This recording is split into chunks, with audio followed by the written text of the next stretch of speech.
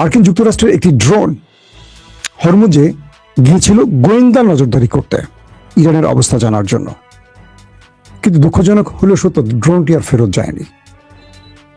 কি হয়েছে ড্রোনটার ভাগ্যে? পাশাপাশি ইরান রিভার্স ইঞ্জিনিয়ারিং এর মাধ্যমে আমেরিকাকে টাসকি লাগিয়ে দিচ্ছে, মানে পুরো আমেরিকাকে এমন একটা বড় রকম ফাঁদে ফেলছে ইরান তার নতুন রিভার্স ইঞ্জিনিয়ারিং এ, যেটা আমেরিকা নিজেই হতবাক। আর সবচেয়ে বড় খবরটি হলো আমেরিকা ইরানকে নিয়ে যে নতুন অ্যাডভেঞ্চারে যাচ্ছে, এটা নিয়ে নানান রকম প্রতিক্রিয়া আসছে, শেষ পর্যন্ত আমেরিকাকে বড় যুদ্ধে যাচ্ছে। চলুন আমি খবরগুলো আপনাদের একটা একটা করে দেবার চেষ্টা করছি। সবাই শুনতে পারছেন একদম ক্লিয়ার, তাই তো? মার্কিন যুক্তরাষ্ট্রের একটি ড্রোন হরমুজে এসছে, আসার পর ড্রোনটি আর ফেরত যায়নি। হরমুজে এইটি বেশ কিছু সময় অপেক্ষা করে ইরানের পুরো গতিবিধি লক্ষ্য করেছে, নোট করেছে বা ভিডিও ধারণ করেছে। এরপর ইরান সেটাকে সাসপেক্ট করেছে, শুট করে ফেলে দিয়েছে। বলা হচ্ছে ইরানের জলরাশিতে ঢোকার পর এটি আর তার গন্তব্য খুঁজে পায়নি, কারণ ইরান হয় এটাকে ধ্বংস করেছে অথবা তার দখলে নিয়ে গেছে। প্রশ্ন হলো, মার্কিন যুক্তরাষ্ট্রের ড্রোন ইরান কিভাবে ক্যাপচার করলো? ইরানের কাছে এমন কি প্রযুক্তি আসলো যে প্রযুক্তিগুলো ইরান এখন আমেরিকাকে একটার পর একটা সারপ্রাইজ হিসেবে ব্যবহার করছে? আপনারা জানেন যে এর আগে মার্কিন যুক্তরাষ্ট্রের একটি ভয়ঙ্কর রিফুয়েলিং ট্যাঙ্কার, এক একটা বিমানের দাম প্রায় 100 বিলিয়নের কাছে, সেই রিফুয়েলিং ট্যাঙ্কার যেগুলো আকাশে ভাসমান অবস্থায় যুদ্ধ বিমানকে তেল সাপ্লাই দিয়ে থাকে, একটি নয়, একসাথে 4 থেকে 5টি রিফুয়েলিং ট্যাঙ্কার ইরান ধ্বংস করেছে। এবং এটি আমেরিকার জন্য অনেক বড় ধাক্কা ছিল। আমেরিকা বুঝতে পারেনি যে এরকম রিফুয়েলিং ট্যাঙ্কার ইরান ধ্বংস করতে পারে। এরপর মার্কিন তাদের সামরিক বাহিনী নড়ে চড়ে উঠেছে যে ইরানের কাছে এমন কিছু আছে যেটা ইরান প্রকাশ করেনি বা আমাদের কাছে তথ্য ছিল না, যার মাধ্যমে ইরান আমাদেরকে এখন এভাবে ঘায়েল করছে। মার্কিন যুক্তরাষ্ট্রের যে সেন্টকম, সেখান থেকে বলা হয়েছে যে সেটা সেন্ট্রাল কমান্ডার আমরা বলি, সেখান থেকে কিছু নোট আসছে।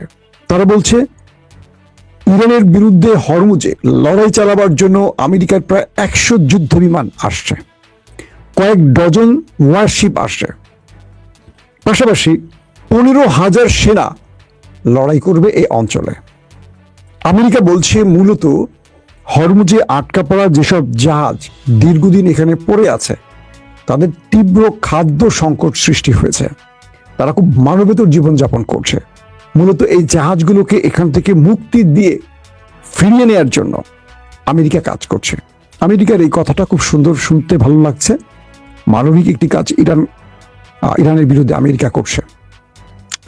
অর্থাৎ ইরানের ভয়ে যেসব জাহাজ দীর্ঘদিন ধরে হরমুজের একটা পাশে আটকা পড়ে আছে, সেই জাহাজের নাবিকরা, ক্রুরা দীর্ঘদিন সাগরে পড়ে থাকায় খাদ্য সংকট সৃষ্টি হয়েছে, পরিবার থেকে তারা বিচ্যুত রয়েছে, তারা শারীরিক মানসিকভাবে অসুস্থ হয়ে পড়ছে। এদেরকে মুক্ত করতে মূলত 15,000 মার্কিন সেনা এই মুহূর্তে অপেক্ষা করছে ইরানের সাথে লড়াই করতে। 100 যুদ্ধ হেলিকপ্টার বা 100 যুদ্ধ বিমান বা জেট বিমান যেটাকে আমরা বলি আছে, কয়েক ডজন ওয়ারশিপ আছে ডিস্ট্রয়ার। প্রশ্ন হলো, ইরান হরমুজ প্রণালী তো বন্ধ করেনি, বলছে টোল দিয়ে সবাই চলে যাও।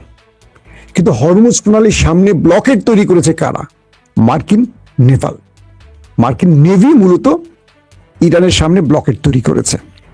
ইরান বলছে যে তোমরা যারা আসছো আমাকে টোল দিয়ে চলে যাও, কারণ পৃথিবীর সব দেশে টোল সিস্টেম আছে, একমাত্র ইরান এতদিন ধরে টোল নেয়নি। ইরান বলছে যে আমরা যে টোল নেইনি এত বছর ধরে, এজন্য কি তোমরা কৃতজ্ঞতা জানিয়েছো? ইরান যখন তোমাদেরকে বলছে আমাদের পণ্য নাও, তখন তোমরা আমেরিকার নির্দেশ ফলো করছো। ইরান যখন একটা জেট বিমান তৈরিতে কোনো একটি তাদের একটা মেশিনের দরকার হয়, ইউরোপ তোমরা কি আমাদের একটা মেশিন দাও না। তোমরা ইরানকে আমেরিকার সুরে তুচ্ছ তাচ্ছিল্য করেছো। ইরানকে তোমরা এমন ভাবে ট্রিট করেছো যেন ইরানের মানুষ কোনো মানুষই না, সভ্য মানুষই না। তাই তো করেছো তোমরা এতদিন।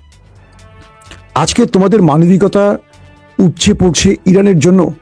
40-50 বছর কি তোমাদের কোনো মানবিক অবস্থান ছিল? ফিলিস্তিনে যে মানুষগুলোকে মারা হলো, তাদের জন্য তোমরা কে কথা বলেছো? লক্ষ লক্ষ মানুষকে যে মারলো ওই কসাই, তোমরা কি তাদের পক্ষে দাঁড়িয়েছ? নাকি তোমরা আমেরিকা ইসরায়েলের পক্ষে দাঁড়িয়েছ? তোমরা অস্ত্র পাঠিয়েছো, তাদেরকে রসদ দিয়েছো, কিন্তু গাজার জন্য কি করেছো? আজকে তোমাদের মনে পড়ছে তোমরা মানবিক, মানে আমাদের মানবিক হওয়া উচিত তোমাদের সাথে। তো আমেরিকা এই মুহূর্তে ইরানের বিরুদ্ধে হরমুজে একটা বড় যুদ্ধের প্রস্তুতি নিয়ে আসছে, এবং এই যুদ্ধে আমেরিকা তার সব রকম প্রস্তুতি নিয়ে নেমেছে। এখন হরমুজে যে বিগ ম্যাচটা হবে সে একদম সংক্ষেপে একটা বাক্যে বুঝিয়ে বলি। যদি হরমুজ থেকে মার্কিন নেভি এই জাহাজগুলোকে মুক্ত করে নিয়ে যায়, হরমুজ আমেরিকার দখলে চলে যাবে, আমেরিকার জয় হবে, ইরানের পরাজয় হবে। গেমটা কিন্তু সব এক জায়গায় আটকে গেছে। এখন ট্রাইব্রেকার 90 মিনিট খেলা হয়ে গেছে আর্জেন্টিনা এবং ব্রাজিলের, এখন চলছে ট্রাইব্রেকার। যে গোলটা দেবে সেই দল জিতে যাবে। ওকে, তাহলে এখন মেসিও আছে, নেইমারও আছে, আরো ধরেন কারা কারা এখন এই মুহূর্তে সেরা খেলোয়াড় তারা সবাই আছে। ডোনাল্ড ট্রাম্প 90 মিনিটে ব্যর্থ হয়েছে, কিন্তু যেহেতু বিশ্বের ওয়ার্ল্ড অর্ডার আমেরিকার হাতে, ইরান যতগুলো গোল দিয়েছে বৈধ গোলগুলোকে তারা অবৈধ করে দিয়েছে। আমেরিকা গোল দিতে পারেনি, কিন্তু ইরান গোলগুলো দিয়েছে। তারা ইরান 3-4টা গোল দিয়েছে।